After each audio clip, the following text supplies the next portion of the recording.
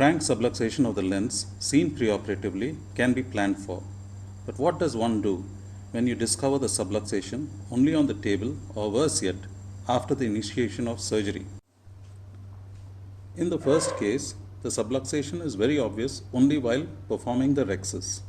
After the rhexis has been completed, gentle hydrodissection is performed, taking care not to prolapse the nucleus, followed by gentle decompression.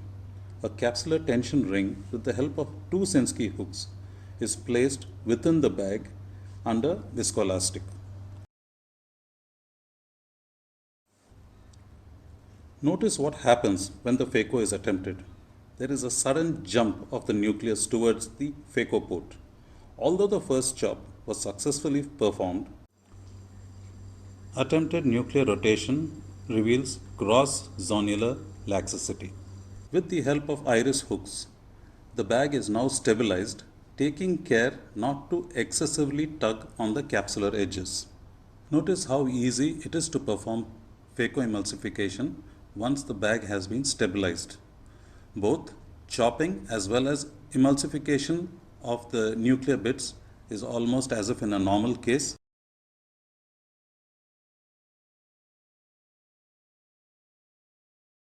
Cortical aspiration can be difficult due to the presence of a CTR, and sometimes a Simcoe cannula can assist one. A single piece foldable IOL is then neatly placed into the bag, after which the viscoelastic is slowly aspirated using a Simcoe cannula and employing very low infusion.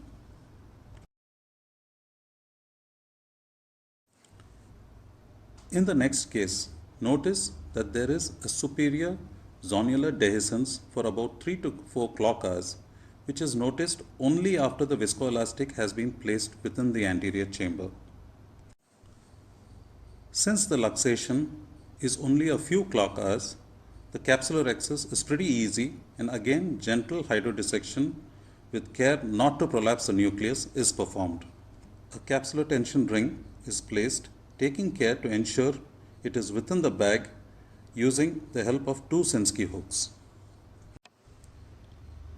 The superior luxation is supported with the help of three iris hooks, which not only support the bag but also pull the lens upwards, causing a physical barrier for any vitreous to accidentally prolapse through. Since the nucleus is small and soft, I have hydro-expressed it into the anterior chamber and phaco-aspirated the same. As one can see, cortical aspiration can be difficult due to the CTR, but gently teasing out the cortex along the CTR can be done and requires a lot of patience. Using a Simcoe is always beneficial at this stage.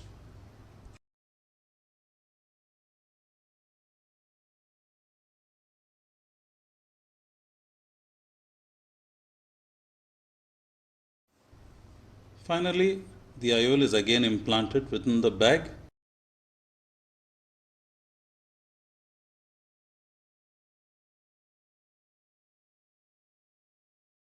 And the remaining viscoelastic removed under low infusion.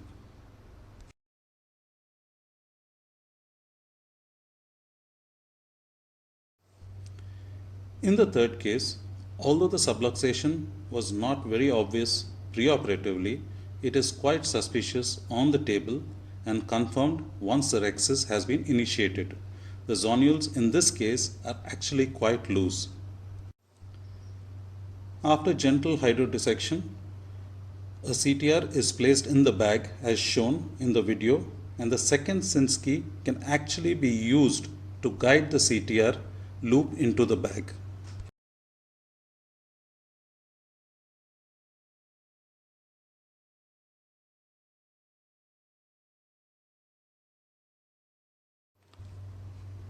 Attempted rotation of the nucleus reveals just how unstable the bag is.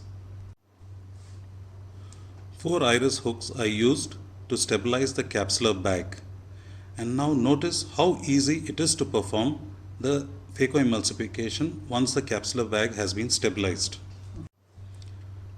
The settings that I have used in every case are adequate phaco power, high vacuum of about 400 millimeters of mercury, and a high flow rate of about 40 ml per minute. Cortical aspiration is easy if one teases the cortex along the capsular tension ring. The bag, as is shown in the video, is stable enough even to do posterior polishing. Always keep the chamber well pressurized and do not allow sudden decompression by using viscoelastic as the infusion is being removed. Finally, the IOL implantation is pretty straightforward in this case.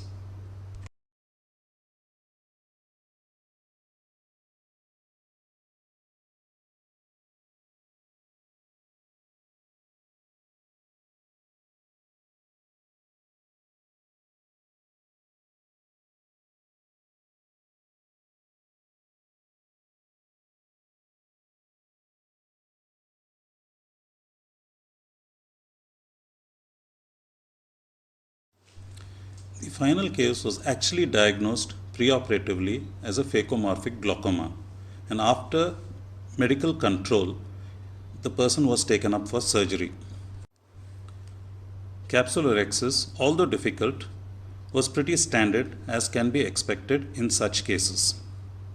It was only after performing the first chop and attempting rotation of the nucleus did I realize that I was dealing with an unstable bag, that is, with an anteriorly subluxated lens. On discovering the unstable bag, a capsular tension ring as well as iris hooks were placed to stabilize the capsular bag.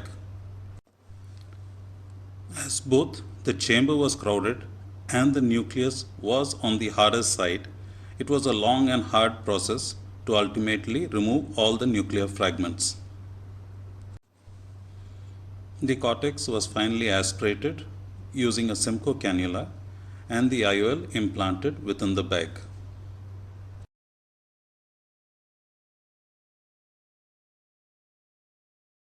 Notice the vitreous strand superiorly prolapsing out of the phaco wound. Sweeping the strand internally and using a vitreous cutter was futile. So vitreous strand was cut externally with the help of a Vexel sponge and Varnas, and the cut strand swept into the anterior chamber.